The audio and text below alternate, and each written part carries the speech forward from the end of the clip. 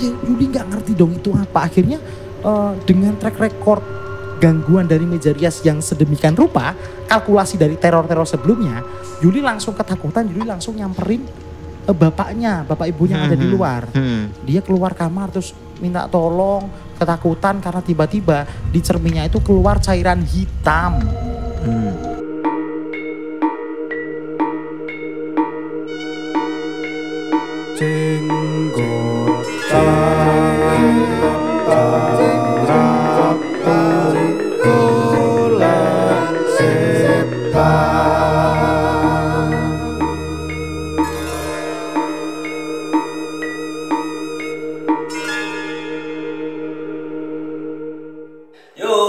Masih ketemu lagi di Jenggotan. Cengkeran Ramutu golek setan. Karena dunia bukan hanya tempat bagi manusia tapi juga bagi mereka yang tidak kasat mata. So langsung saja kita mau berbagi cerita ya guys ya. Kali ini di episode kali ini karena di episode sebelumnya itu bercerita tentang benda antik berupa dress warna putih. Nah, kira-kira kali ini ada barang antik apa ini yang sekiranya punya cerita mistik? Barang antik bercerita mistik. Padahal benang merahnya elemen mistik dari benda antik. Oh iya, elemen mistik dari benda antik. Ya gitulah bro. Langsung kita melangkah ke chapter yang kedua, yaitu tentang sebuah benda antik atau benda thrift ya, bahasa kerennya. Perlu teman-teman ketahui bahwa benda-benda thrift itu bukan hanya baju atau sepatu, tapi semua barang bekas yang masih bagus dan masih bisa dipakai dan layak guna, itu namanya thrift, termasuk meja rias. Meja rias. Meja dengan Meja kacanya. rias. Oke. Itu bisa ngerias otomatis apa gimana sih meja rias itu? Oh kirain udah canggih gitu, kita duduk udah langsung wah ada make upnya.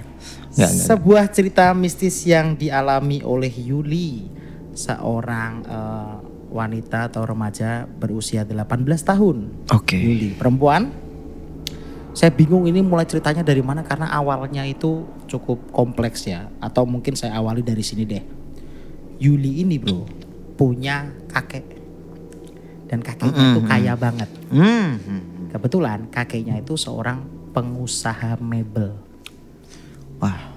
Top 5 pengusaha mebel di sebuah kabupaten penghasil mebel terbesar di Indonesia. Oh. Kabupaten di Jawa Tengah penghasil mebel nomor 1 di Indonesia. Dan kakeknya ini masuk pengusaha top 5-nya lah. Oke, gitu top ya. 5 ya. Cukup. Tapi nama kakeknya ini sangat terkenal, maka nama kakeknya kami samarkan ya. Iya. Jadi Pak Jatmiko namanya. Iya. Nah, suatu ketika ini Pak Jatmiko meninggal bro, kakeknya bro, kan sudah tua ya. Nah, pada saat Pak Jatmiko meninggal, Pak Jatmiko itu mewariskan seluruh hartanya ke anak-anaknya. Banyak bro hartanya bro, yang diwariskan ke anak-anaknya itu ya. Itu beberapa kendaraan pribadinya Pak Jatmiko. Terus beberapa rumah. Dan juga beberapa toko mebel. Nah jadi Pak Jatmiko ini punya 4 anak. Punya 4 anak. Yang dimana keempat anak itu mendapatkan masing-masing tuh 1 toko mebel bro. Oke. Ya. Nah, anak pertamanya Pak Jatmiko itu dapat toko mebel. Anak keduanya dapat toko mebel juga. Anak ketiganya dapat toko mebel juga. Ya. Yang dimana Pak Jatmiko melihat ketiga anak ini tuh bisa sih meneruskan usahanya Pak Jatmiko ini. Bisa. Nah, anak terakhir nih, namanya Mas Hendra, anak terakhirnya. Oke. Kebetulan Mas Hendra ini bapaknya Yuli. Oh iya. Dilihat Pak Jatmiko ini, Mas Hendra ini kayaknya orangnya bukan orang bisnis deh. Makanya toko mebel yang keempat ini diwariskan ke anak pertama. Tapi Pak Jatmiko ini mewariskan ke Mas Hendra itu bukan toko mebelnya, karena kan toko mebelnya dikasihkan sama anak yang pertama kan. Akhirnya diwariskan gudang toko mebel. Oke. Gudang tokonya, karena Pak Jatmiko ini selain dia seorang pengusaha mebel bro, jadi toko mebelnya itu tidak hanya menjual, tapi juga menerima pembelian dari orang-orang yang mau jual ke Pak Jatmiko itu. Oke. Jadi isinya gudang itu adalah barang-barang yang atau mebel-mebel yang Pak Jatmiko beli dari orang yang minat menjual. Kan gitu. Nah, Mas Hendra ini selaku anak terakhirnya Pak Jatmiko yang jiwanya tuh nggak bisnis banget, akhirnya kan dapat gudang itu. Dan gudang itu isinya bro, ya mebel-mebel bro, mebel-mebel.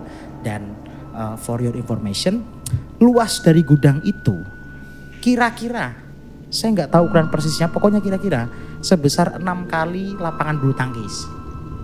Oh iya. Cukup besar besar ya, cukup luas, dan itu full bro, full mebel. Full mebel. Ada meja, kursi, jam, mimbar, lemari. Yang gitu. Pokoknya barang-barang mebel lah ya. Lengkap situ. Anak pertamanya Pak Jatmiko ini kan disuruh atau diwariskan Pak Jatmiko kan 2 toko. Yang satu tuh yang ada gudang mebelnya. Yang gudang mebelnya tuh diwariskan sama ke Mas Hendra kan. Nah, anak pertamanya Pak Jatmiko tuh gini, ya memang sih toko ini tuh yang ada gudangnya itu yang disuruh ngelola kan anak pertamanya. Tapi kan gudangnya bukan haknya si anak pertama dong. Si anak pertama menghormati, akhirnya dipanggillah Mas Hendra ini ke toko mebelnya. Dra, ini kan gudang diwariskan ke kamu sama barang-barangnya. Ini mebel-mebel ini mau kamu jual lagi juga boleh. Maksudnya jualnya itu melalui tokoku gitu, toko yang sudah diwariskan ini. Atau kamu juga bisa untuk mengambil beberapa barang yang ada di sini untuk dijadikan properti di rumah kamu. Terus Mas Hendra ini memutuskan untuk, aku tak lihat-lihat dulu ya. Mas Hendra ngeliat-liat. Nah, entah kenapa tuh pas menit-menit awal Mas Hendra melihat-lihat, Mas Hendra itu salah fokus ke pojok paling belakang ya, di antara banyaknya mebel, di pojok paling belakang itu ada kayak semacam apa ya, mebel, tapi nggak tahu mebel apa ya, karena ditutup kain putih. Kayak nggak tahu kenapa dari sekian banyak hal-hal bagus yang ada di depannya, Mas Hendra tuh fokus ke situ. Terus tanya sama kakaknya kan, Mas, iku apa? Mas, itu apa gitu kan. Terus kakaknya bilang gak ngerti gitu. Coba deh kamu ke situ gitu kan. Pas dibuka seret, isinya meja rias bro. Dan meja rias itu cukup unik karena apa?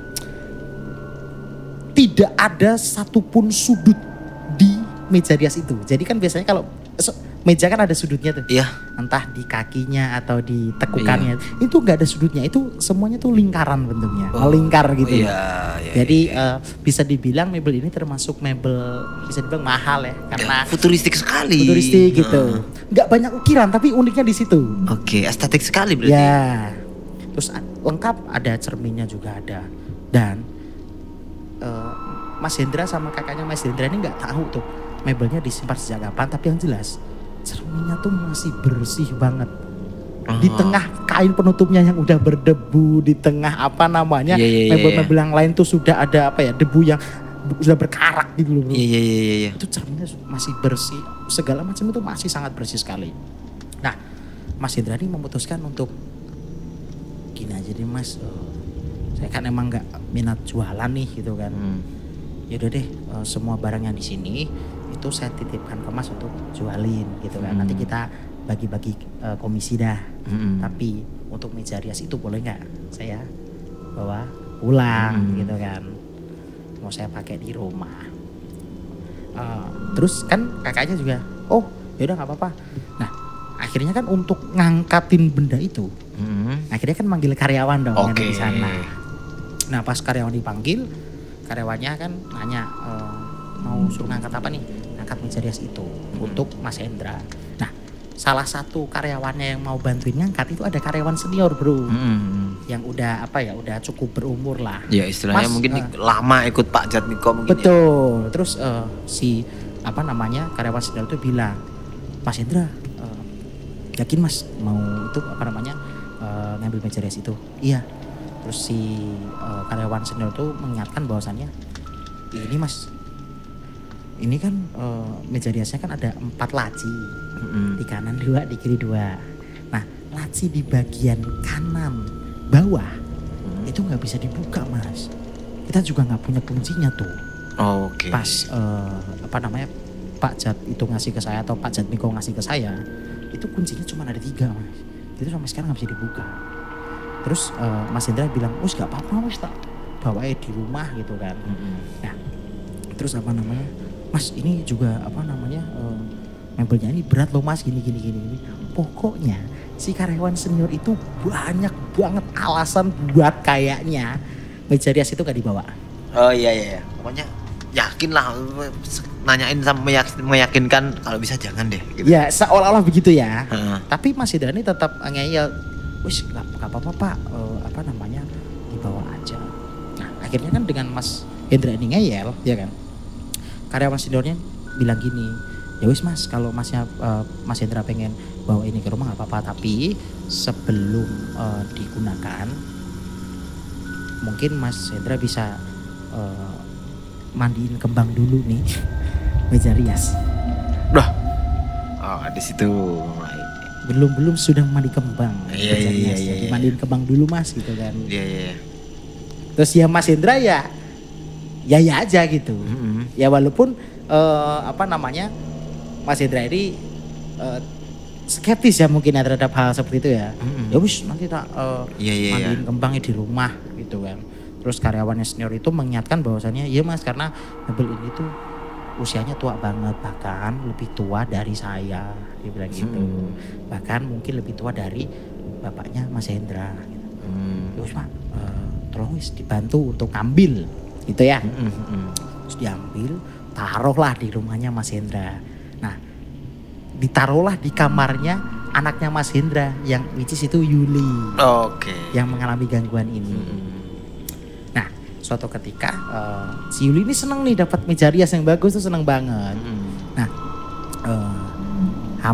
terus begitu meja riasnya di kamarnya Yuli naruhin tuh kayak parfum, skincare, make up di sana kan. Yalah. Begitu. Terus ada beberapa barangnya yang ditaruh di laci.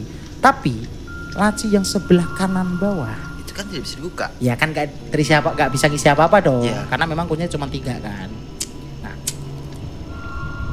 dan siapa sangka dengan hatinya Yuli yang seneng banget baru dapat meja rias, ternyata setelah itu Yuli mendapatkan teror yang cukup aneh dan juga datangnya itu bertubi-tubi. Layaknya si Risma yang di chapter pertama itu. Oke. Jadi buat teman-teman yang belum nonton chapter pertama silahkan nonton, nanti direkomendasiin deh sama adminnya gitu ya. Teror yang pertama nih. Di suatu malam ya, itu ketika si Risma itu sedang laptopan ya di kamarnya ya, tiba-tiba si Risma itu mendengar suara itu loh bro, Anda tahu gak sih, pengharum ruangan yang sokot gitu. Oh iya, itu kan kaleng gede tuh. Iya. Kan?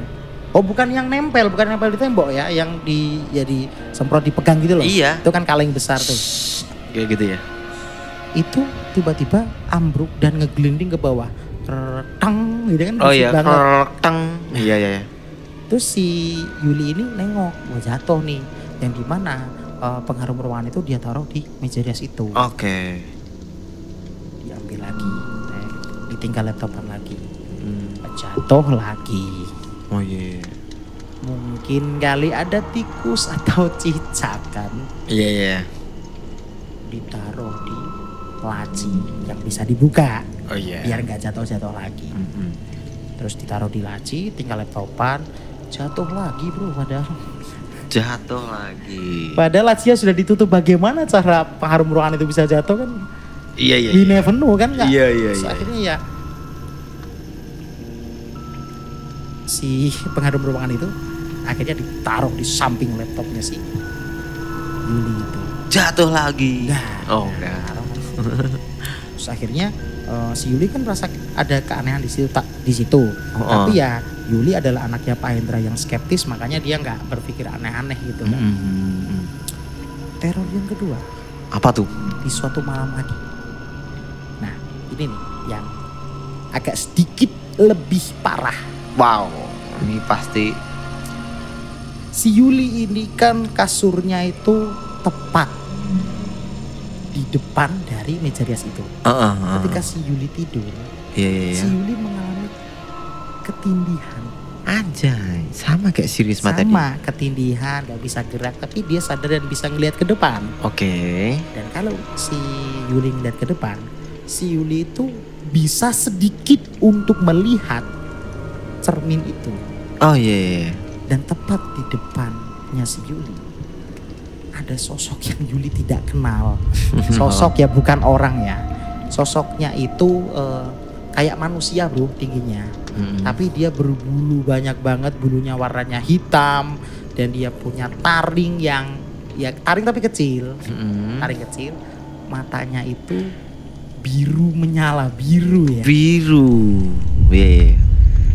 Ketika saya mendengar cerita ini, saya pikir itu genderuwo, tapi kan genderuwo besar ya, tapi seukuran manusia bro. Ya kalau di mitologi Jawa gerandong. Waduh, gerandong. Iya. Tahu ya, seperti gerandong itu. Tapi anehnya, ya kan? Si Yuli kan melihat gerandong itu di cermin kan. Di depan cermin tuh gak ada siapa-siapa. Jadi gerandongnya tuh di dalam cermin gitu. Anda tahu gak sih? Iya. Si Yuli melihat pantulan gerandong, tapi tidak melihat gerandongnya berada di depan cermin. Jadi cermin itu kayak layar yang menampilkan gerandong gitu loh bro. Seperti itu kira-kira. Nah si Yuli kaget, ketakutan, tapi dia rep-repan atau ketindian. Akhirnya dia gak bisa teriak kan.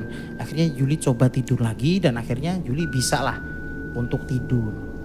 Terus Yuli cerita ke bapaknya, ya menurut saya sih ngapain Yuli cerita ke bapaknya, kan kelakuan bapak Anda sama kayak Anda, skeptis. Pasti kan bapaknya, wah itu mimpi atau kamu lagi rep-repan gitu kan. Wis. Teror berikutnya yang dialami oleh Yuli, ya kan. Pas Yuli tidur, tapi ini Yuli tidak ketindihan ya. Yuli itu suatu ketika, suatu malam kebangun, dan dia itu kebangun bukan karena dia pengen pipis atau pengen minum, tapi mendengar suara yang sangat amat berisik sekali yang datang tepat di depannya. Suaranya itu kayak orang ngerok gitu. Bukan. Tapi seperti lemari yang digeser. Oh, seperti suara lemari yang Seperti suara lemari yang digeser. Kebangun berisik banget kan lemari kayu kalau digeser. Ngok gitu. Cerok gitu. Cerok gitu. Terus dilihat ini kenapa nih? Terus Yuli mendapati bahwasannya si meja riasnya itu agak pindah posisi. Lah, yang tadinya lurus jadi agak miring. Oh iya. Yuli makin heran, Yuli makin bingung karena jelas itu tidak mungkin tikus. Karena kan tikus tidak mungkin bisa menggeser jati bro. Oh iya. Satu-satunya yang bisa menggeser jati cuman macan kali ya. Tapi kan, tapi ya masa ada macan kan gitu kan. Iya. Atau sapi lah ya. Ya sapi begitu ya. Ya masa di dalam kamarnya si Yuli ada semacam begitu kan tidak mungkin gitu. Akhirnya si Yuli dengan rasa ketakutan dan dia juga bingung, akhirnya si Yuli geserin ke tempat yang benar. Itu si meja riasnya kan. Iya.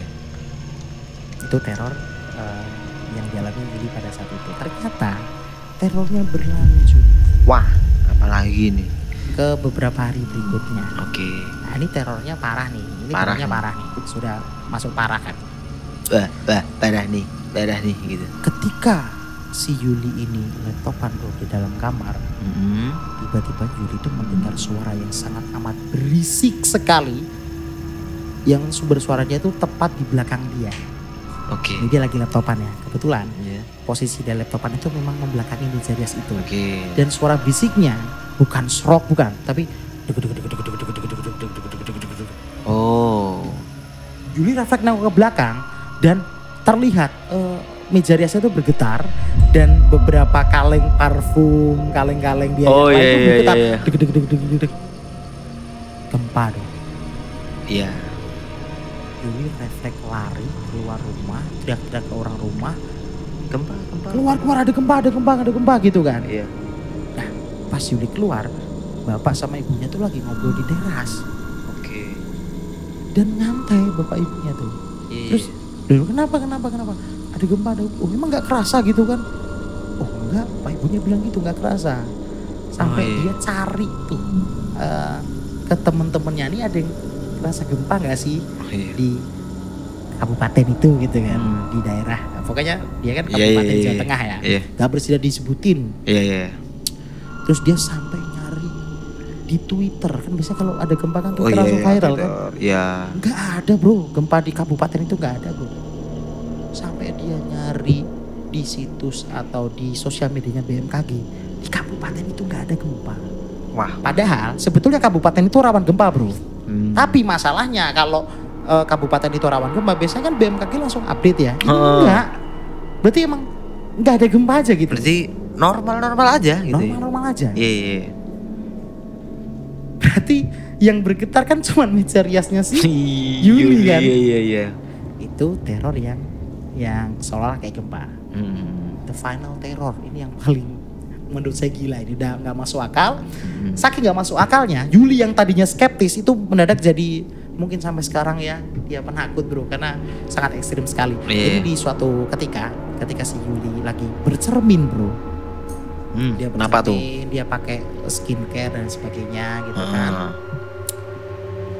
Tanpa diduga, tanpa dinyana, dari atas kacanya, di atas cerminnya, Iya. itu keluar cairan hitam banyak banget. Anjay. Netes. Iya. Terus gitu. Iya. Cairan hitam dilewer bahasa Jawanya Iya. ke bawah gitu. Iya. kan. Menetes. Banyak banget.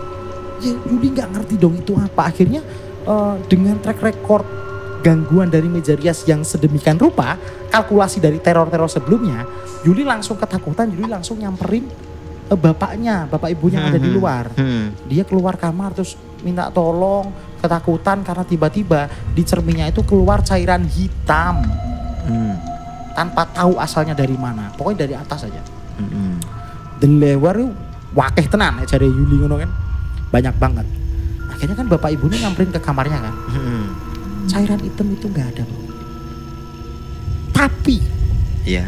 bapak ibunya Yuli dan Yuli melihat di cerminnya itu seperti ada jejak lap. Maksudnya begini. Jadi Anda tahu ya kalau ada cairan yang di kaca, terus dilap seret itu kan pasti ada jejaknya kan. Oh iya. Itu cairan hitamnya nggak ada, tapi bapak ibunya Yuli dan Yuli itu melihat kayak cairan netes terus dilap gitu, dilap sekali. Kayak abis dibersihin gitu ya. Tapi gak bersih, tapi kayak sekali doang set gitu. Iya. Ini kan jejaknya masih ada tuh kayak habis bekas dilap gitu loh. Iya. Tahu. Dan itu bekas lapnya itu satu cermin bro. Kayak di sek udah Jadi gitu. cerminnya burem gitu. Iya. Karena ada cairan hitam yang habis dilap. Nah dari kejadian itu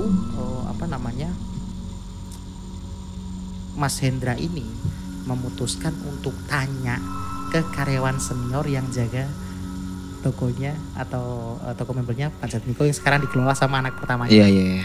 Ditanya karena kan dia yang mencegah banget gitu loh untuk Mas Hendra biar nggak bawa cermin itu. Iya. Akhirnya ngadulah ke karyawan senior itu, terus karyawan senior itu bilang bahwasannya saya juga nggak tahu mas kenapa kok bapak itu beli meja rias itu tapi tidak pernah di display, tidak pernah dikeluarin, pokoknya begitu beli langsung ditaruh pojokan langsung ditutup. Nggak tahu kenapa tuh mas. Dan setahu saya mas ya, Pak Jatmiko tuh tidak ada loh sama sekali track record. Ya ini sorry aja mas ya, track record di dunia mistis tuh nggak ada mas, setahu saya. Pak Jatmiko orangnya lurus-lurus aja gitu. Tapi entah kenapa Pak Jatmiko itu memposisikan meja rias itu langsung di belakang, kayak ada sesuatu yang aneh dan itu feeling saya tuh hal mistis gitu loh. Terus akhirnya Mas Hendra dan juga karyawan senior itu memutuskan untuk membongkar paksa laci yang tidak bisa dibuka itu. Karena jangan-jangan misterinya ada di situ. Oke. Nah, kenapa kok kedua orang itu memutuskan untuk membongkar paksa? Karena ternyata karyawan seniornya juga pernah mengalami gangguan, bro. Walau sekali, tapi serem banget.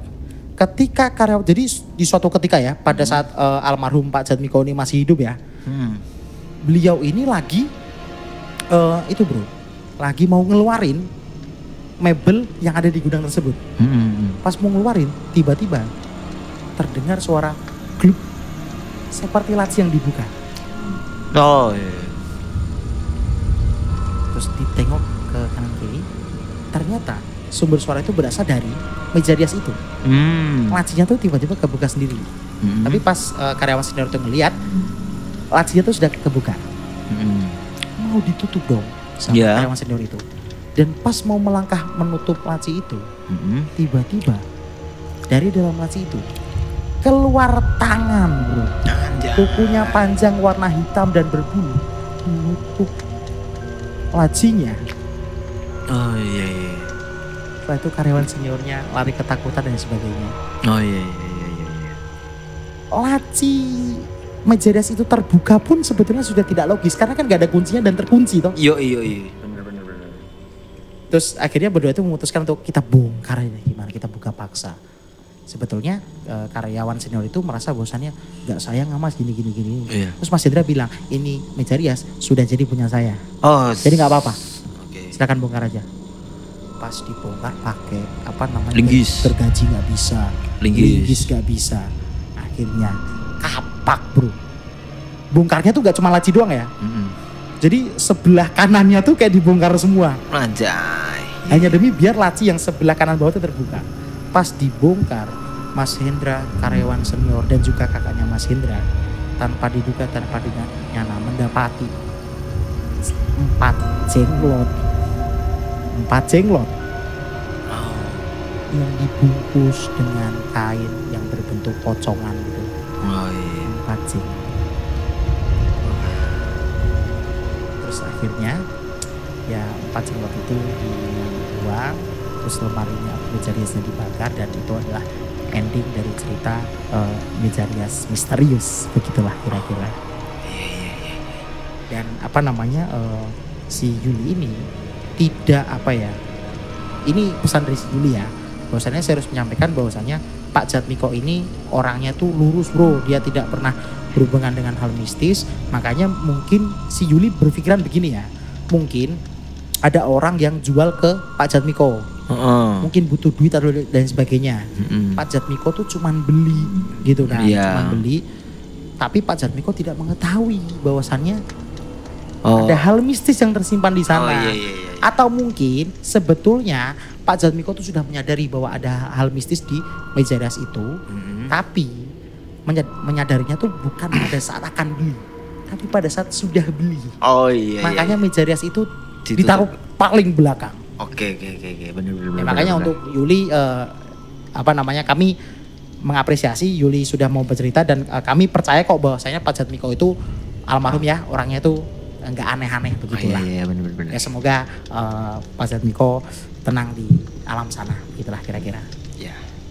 Terima kasih buat teman-teman dan juga jenggoters yang selalu nonton, selalu mendengarkan kami di podcast, baik di Noise, Spotify, dan juga nonton kami secara live di YouTube.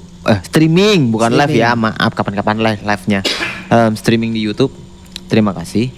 Kita akan langsung melanjutkan ke episode berikutnya. Tapi tidak sekarang. Tunggu kelanjutannya. Dadah.